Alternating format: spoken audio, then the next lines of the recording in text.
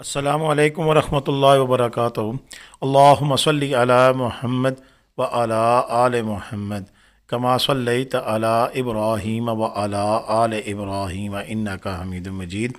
अल्लाहुम्मा बारिक अला मुहम्मद व अला आले मुहम्मद कमा बारकत अला इब्राहीम व अला आले इब्राहीम इन्नका हमीदुम मजीद। लातदाद रुदुस्सलाम मेरे और आपके प्यारे तो सुने तो मनमोने आका हज़रत मोहम्मद मुस्तफ़ा सल्लल्लाहु अलैहि वसल्लम पर, आपकी आल पर और आपके अस्हाब पर। जी अज़ीज़ दोस्तों, वो जैसे कहते हैं ना कि शेर आया बिल आखिर शेर आ ही गया। और काफ़ी दिनों से हम इसी तगोदो में थे कि कब हमें पता लगता है कि एग्जैक्टली मरी के अंदर इस साल 2024 को बर्फबारी का इम्कान कब है। और 40% इम्कान पे तो बहुत सारी हमने न्यूज़ दी, लेकिन ऐसा कुछ भी नहीं हुआ। लेकिन अब मुझे लगता है कि जिसे कहते हैं ना कि जी टाकियाँ शाकियाँ मार लो, गड्डियाँ नो पल्ला शल्ला मार लो और अब तैयारी पकड़ लो जी। बिल्कुल वो ऐसे है कि अब मुझे लग रहा है क्योंकि 60% चांस है बर्फबारी का। और ना सिर्फ मरी के अंदर बल्कि गलियात के अंदर पाकिस्तान के दीगर इलाकों में भी बारिशों का भी अच्छा इम्कान बताया गया। अब रब ताला से दुआ है कि ये जो अभी वेदर अपडेट दी गई है तो इसमें ऐसा सीन हो कि वाकई बारिश और बर्फबारी हो जाए, क्योंकि इसकी सख्त ज़रूरत है। और इस सिलसिले में हम आपको कंप्लीट अपडेट देंगे कि कब और किस तारीख को बर्फबारी हो सकती है। और आप अपना मरी का शेड्यूल बना लें कि वहाँ आकर फिर आपको अच्छी बर्फबारी देखने को मिलेगी। लेकिन उससे के लिए एक अहम बात है जो आगे मैं आपको बताने लगा हूँ, उसको पहले लाजमी सुने और फिर अपना प्रोग्राम तरतीब दीजिएगा। फ़िलहाल तो आपसे ये दरख्वास्त कर रहा हूँ कि जिन दोस्तों ने अभी तक हमारा चैनल सब्सक्राइब नहीं किया वो हमारा चैनल सब्सक्राइब कर लें और घंटी का बटन दबाकर नोटिफिकेशन का बटन ऑन कर लें ताकि हमारे हर आने वाली वीडियो का मैसेज आपको मौसूल होता रहे। तो पहले सबसे ज़रा गूगल की अपडेट देख लें और उसके साथ साथ महकमा मौसमियात ने जो हमारे मरी ऑफिशियल पेज है DC पिंडी सा, उस पर भी देख सकते हैं कि 25 तारीख तक ये क्या बता रहे हैं और फिर असल बर्फबारी कब होनी है उसके लिए फिर आगे देखेंगे। तो दोनों चीज़ें देखकर फिर आपसे बातचीत करेंगे, आपको बताएंगे कि रूम रेंट कितना है इस वक्त और अगर बर्फबारी हो जाती है तो कितना किराया आपको देना पड़ सकता है मरी के अंदर माल रोड के ऊपर।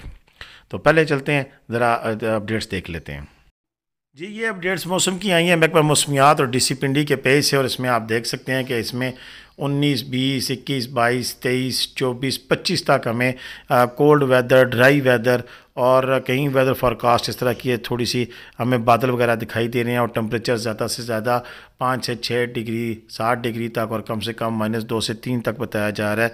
ये 25 तारीख तक की अपडेट हमें दिखाई जा रही है। और 25 तारीख तक यानी कि 25 जनवरी तक कोई बर्फबारी या बारिश का सीन नहीं है।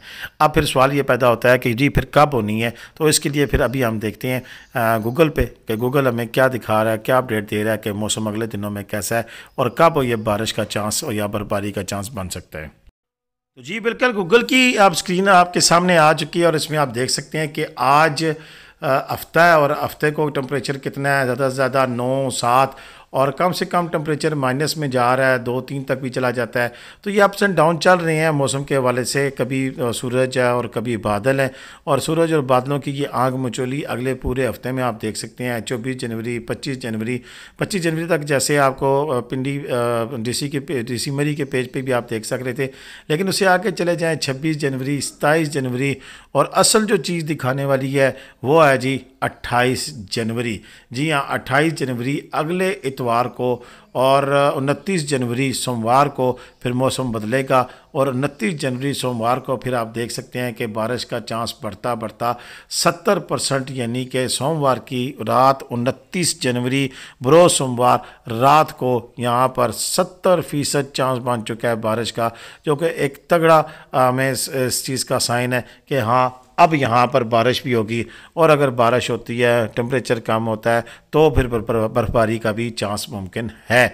अभी बर्फबारी का साइन नहीं दिखाया गया, अभी बारिश का साइन दिखाया गया। उसकी मेन वजह जो टेम्परेचर है, मरी में और गलियात में टेम्परेचर इस वक्त ऐसा नहीं है कि जब बर्फबारी हो सके, लेकिन अगले आने वाले दिनों में ये मौसम बदल सकता है। ये मरी और गलियात में ऐसा हम अज्यूम कर सकते हैं क्योंकि इससे पहले ऐसा होता रहा है कि जब इतना इस किस्म की बर्फबारी ना हुई हो, फिर जब बारिश होती है तो फिर बर्फबारी का अच्छा खासा चांस बन सकता है।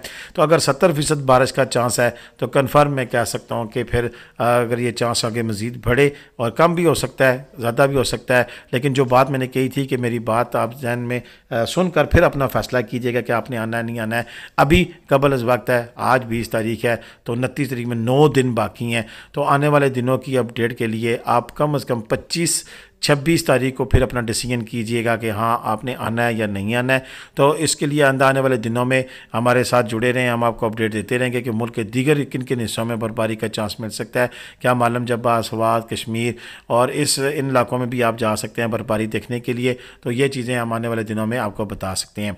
अभी हम अगर बात करें कि आपको बताएं कि मरी में इस वक्त होटल रूम रेंट क्या चल रहा है, तो इस वक्त बिल्कुल नॉर्मल सिचुएशन है। ये वीडियो क्लिपिंग जो आप देख रहे हैं ये आज की लेटेस्ट क्लिपिंग नहीं है, ये पहले पिछले कुछ दिनों की क्लिपिंग है। तो इसमें इतना रश नहीं है, बिल्कुल सुनसान जिसे कह सकते हैं ऐसी पोजीशन बन चुकी है मरी के अंदर। ये सिलसिला, ये रश तभी होता है कि जब पता हो कि बर्फबारी होनी है। अगर बर्फबारी हुई तो फिर इतना रश आपको देखने को मिल सकता है। और रश ना होने की वजह से किराए 2000-2500 तक नॉर्मल, और सेंट्रली हीटिंग वाले जो है वो इससे कम वारा नहीं खाते हैं। तकरीबन 5000-4000 रुपये तक आपको रूम्स अवेलेबल है मरी की मार रोड पर आगे पीछे। और इस सिलसिले में हमारी काफ़ी सारी वीडियोज़ हैं। आप मरी की मार रोड होटल के हवाले से हमारी एक प्ले लिस्ट भी इंशाल्लाह आज या कल मैं बना दूंगा, तो आप उस पर जाकर मुख्तलिफ होटलों का रिव्यू कर सकते हैं कि आपने वहाँ जाकर किस होटल में ठहरना है। रश की सूरत में होटलों के रूम रेंट पे जो है 8 से 10 हज़ार रुपये तक चला जाता है सेंट्रल हीटिंग वाला, और नॉर्मल रूम जो है वो भी 5-6 हज़ार, और इंतहाई रश की सूरत में नॉर्मल 7-8 हज़ार, और अच्छा होटल 10 से 15 हज़ार रुपये तक चला जाता है। यही इसकी होगी रेंज होगी। लेकिन चूँकि ये हम पे इस दफ़ा सीज़न नहीं लगा है तो लोगों के अंदर एक फ्रस्ट्रेशन है होटल वालों के अंदर, तो हो सकता है बहुत ज़्यादा रश की सूरत में फिर किराए बढ़ सकते हैं। इस बात का ज़रूर रखिएगा ख्याल, और ऐसी सूरत हाल में होटल रूम की बुकिंग करा के जाएँ, या फिर 1 डे ट्रिप करने वाले जाएँ और वहाँ पर क्या ना करें और बर्फबारी देकर वापस आ जाएँ, तो ऐसा मुमकिन है। और अब आखिरी हिस्से में जो बात करने लगा हूँ वो एहतियाती तदाबीर की, वो मैं पहले भी करता रहूँ आज भी करूँगा कि अगर आप गाड़ी अपनी पे जा रहे हैं तो कम से कम आपके पास नो चेन लाजमी होनी चाहिए, कंप्रेसर हवा भरने वाला लाजमी होना चाहिए। एक अदद टो चेन करने के लिए आपको रस्सा या रस्सी या कोई ऐसी चीज़ जो टो चेन के काबिल आती है वो लाजमी होनी चाहिए। इसी तरह बच्चे आपके साथ हैं तो उनकी दवाइयात, उनका दूध वगैरह और रिकमेंडेशन लेके जाएं डॉक्टर से कि आपके बच्चे क्या इतने टेम्परेचर में सर्वाइव कर सकेंगे या नहीं कर सकेंगे। मुझसे पूछने की बजाय आप अपने डॉक्टर से पूछें कि वो क्या कहता है कि इन एरियाज़ में क्या अपने बच्चे ले जा सकते हैं। अक्सर 2 सवाल करते हैं कि क्या हम अपने बच्चों को भी ले जा सकते हैं और वहाँ ठंड कितनी होती है। ऐसी सूरत हाल में फिर टेम्परेचर माइनस में चला जाता है और माइनस में अच्छी खासी तगड़ी ठंड होती है। तो बिल्कुल जो बीमार हैं उनकी दवाइयात, बच्चों के लिए जो दूध वगैरह है, और इसके साथ साथ खाने पीने की ड्राई फ्रूट की अशिया, पानी, मिनरल वाटर वगैरह की कैंशन अपनी गाड़ी में रख लें। सिलेंडर रख लें अगर अपना खाना पीना करना चाहते हैं, लेकिन उस सिलेंडर को बतौर हीटर बिल्कुल भी मत इस्तेमाल करें। रात को कोई भी हादसा हो सकता है, तो लिहाजा सिलेंडर वाला हीटर कहीं मिले भी तो आप ना लगाया करें, क्योंकि काफ़ी सारे हादसा इसकी वजह से भी हो जाते हैं जो कि हमें देखने को मिलते हैं। तो बिल्कुल जी, ये ताज़ा तरीन अपडेट्स थी जो कि हमने आपके साथ शेयर की। इंशाल्लाह मरी के हवाले से मज़ीद जो अपडेट होगी वो भी आपके साथ शेयर करेंगे। और अब तक इतना ही था, मुझे इजाज़त दें। पाकिस्तान जिंदाबाद, पाकिस्तान पाइंदाबाद। जीते रहे, खुश रहें, बात रहे, अपनी दुआ में मुझे लाजमी याद रखेगा। कमेंट करना, शेयर करना बिल्कुल भी मत भूलें। इजाज़त चाहूँगा, अल्लाह हाफ़िज़।